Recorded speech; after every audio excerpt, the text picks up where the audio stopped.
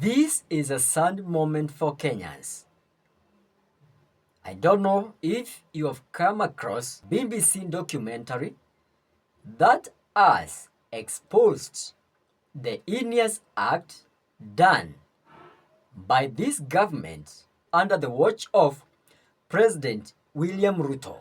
In this documentary, there are events that happened on 25th June 2024 outside the Kenyan Parliament, when the young people, Genz and other Kenyans, were demonstrating against the Finance Bill 2024, the bill that many Kenyans were against because of increased taxes. Despite the outcry of many Kenyans to drop this finance bill, members of parliament, most of them and those who are in the government, they supported this bill and went in to vote to pass it in the parliament. Despite this outcry of the Kenyans, both employed and non-employed, both young and old, the president was defiant. He stood very firm to support this bill, saying that it will give more money to Kenyans, money that will be used to do various government projects. Now, I just want to take you direct to the point of the day. Many Kenyans, Genz were killed during this anti-finance bill demonstration. Many Kenyans were killed by this government that most of us are clapping and even defending. The BBC has analyzed more than 5,000 pictures and videos showing how things transpired outside the parliament, how Genz breached the walls of parliament and entered in the parliament. It also shows police officers and security personnel who were shooting the Genz, who were giving orders to shoot and kill. BBC has shown us the real faces and the names of some of those police and even Kenya Defense Forces officers, KDF, who were aiming and shooting Genz. Just have a look at this video. To catch a killer in a crowd, all it takes is one little click. In June last year, blood was spilt on the grounds of Kenya's parliament. More than 100,000 Kenyans hit the streets of Nairobi. Their aim? Occupy the parliament, and no one held to account for the killings on June 25th. One of the officers who was involved in shooting and killing of Genz has been brought to public. We have his picture. He is John Kaboy. Report indicates that the police officer is attached to the Central Police in Nairobi. We have also seen an officer from the KDF, Kenyan Defense Forces, aiming and killing some of the youth. But BBC Africa Eye has been digging. We've mapped more than 5,000 photos and videos to reconstruct those killings. Some of those who were killed outside the parliament are David Chege, 39 years old, a university student; Erickson Mutesia, 25 years old; among others. Remember, many youths who are protesting against the finance bill were killed and others maimed, wounded. Up to today, some of them cannot walk. These youth were unarmed. They only carried Kenyan flag, bottled water, placards, their phones. But you are killing them. Why? Why should you kill them? This is a very sad moment. A very sad moment in this country. For leaders, we entrusted with our votes. Leaders, I mean from the top, lowering down to our members of parliament. And I will say it very clearly. If you are a member of parliament and you voted yes in support of this finance bill 2024, you are a traitor, you are a failure, you supported the bloodshed outside the parliament. There is no way you will be elected by people, your people in the constituency. You go to parliament to represent them, represent their grievances, and then you turn against them. When they say they don't want these punitive taxes, you are now against them, supporting the government. Very unfortunate.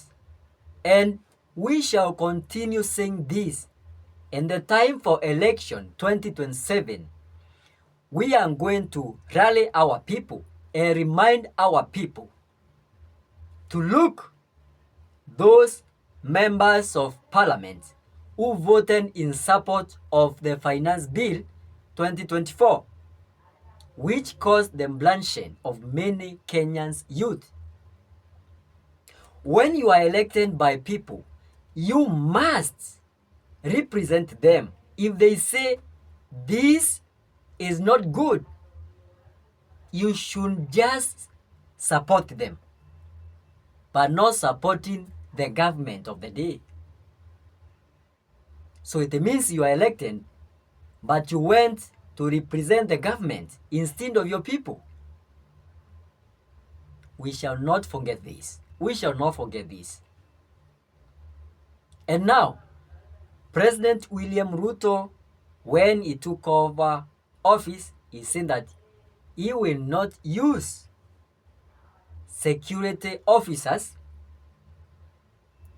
for political gains. But what have we seen?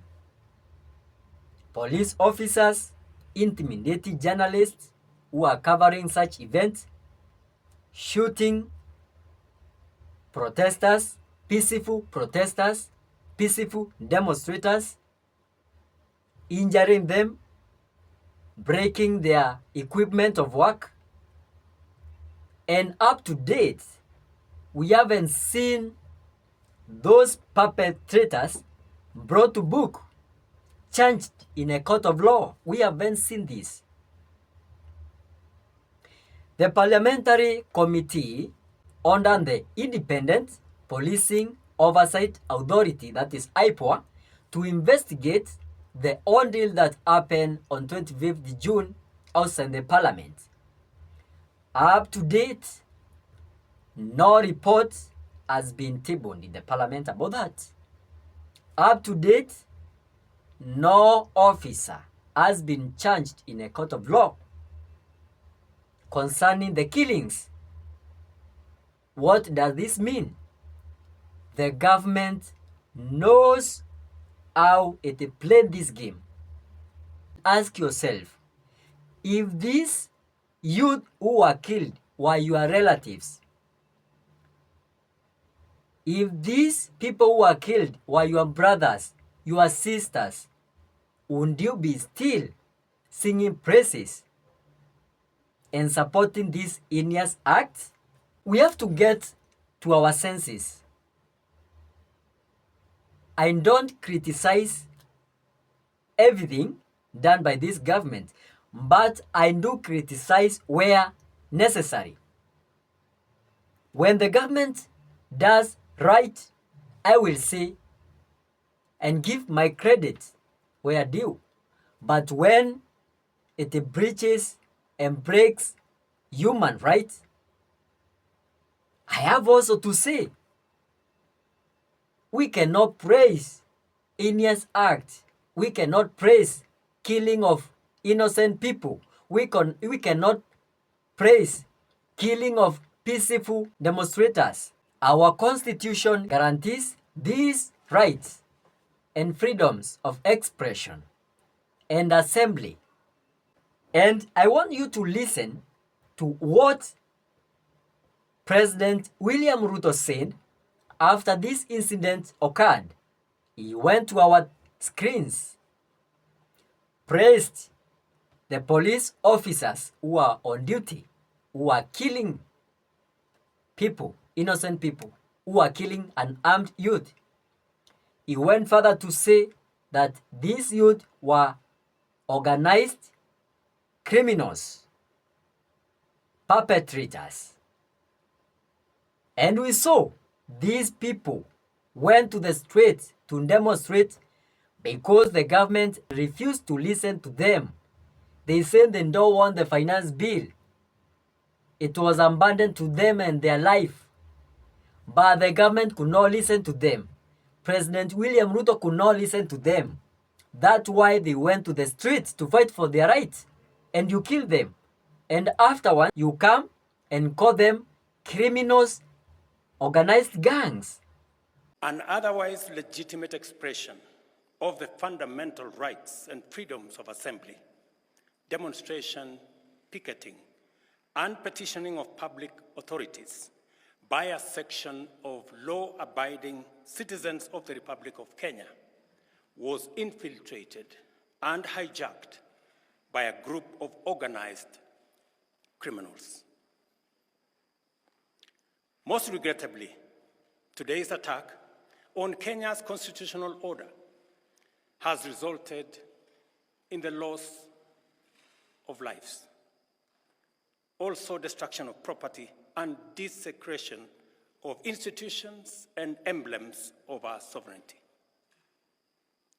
Today's events mark a critical turning point on how we respond to grave threats to our national security. I thank our security officers who were on duty today for applying themselves to the best of their abilities in the defense of Kenya and its people. This is uncalled for. Nobody who is above the law. We ain't even Mobutu Sese Seko of DRC Congo.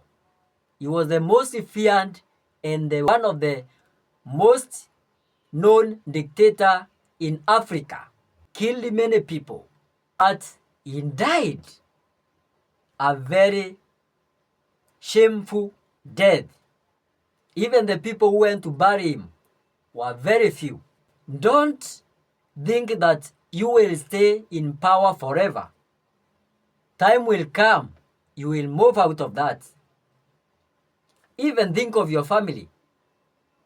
All things that you're doing will face your family. When you go back to your family, you have to pay in this world. And I'm very bitter with members of parliament who voted yes because they went against people's wish.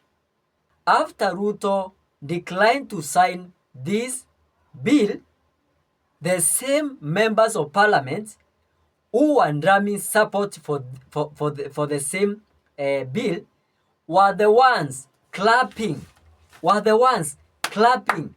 the president because he has declined to sign. Now I ask myself, who is fooling who? You support the bill, you say that this bill is good for this country, then after your boss, not even your boss, after the president declined to sign it after the public uproar, you start now praising the president again, saying that the action that you have taken is very wise. Why couldn't you tell the president before that the action he was taking, pushing for this bill, was not right? Then it seems that either you are not right upstairs. Because I saw some of the MPs, they were on the first line clapping for the president after he withdrew and said that he will not sign the bill. But on the other hand, when you are in the parliament, the same MP were the one voting, and even going to the ground to try to convince people how good was this bill. Thank you for watching. Thank you for those who have subscribed. And if you haven't subscribed, make sure you subscribe and click on the notification bell, personalize, so that once I upload a new video, you'll be the first one to get notified. Thank you.